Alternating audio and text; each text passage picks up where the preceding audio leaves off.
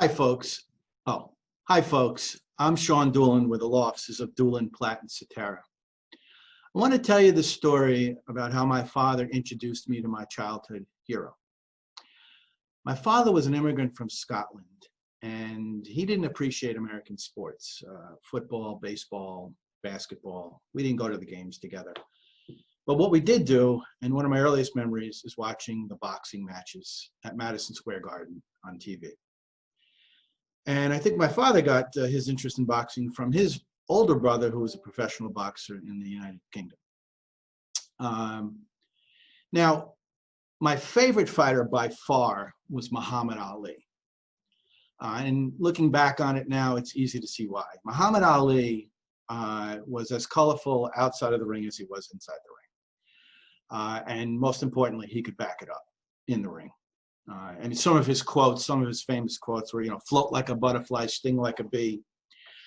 So-and-so is going to go down in 3.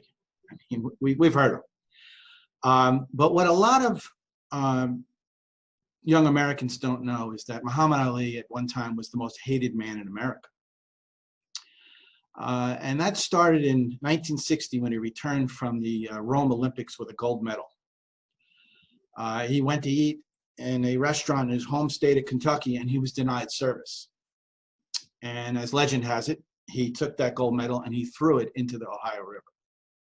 Now, what a profound thing for a 19-year-old African-American man to do in America at that time.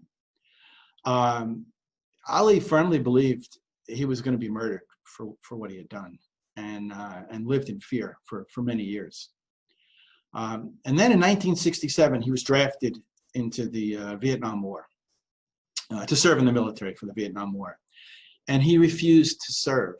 He was arrested, he was convicted, and he was sentenced to 5 years in prison. He was stripped of his license to box.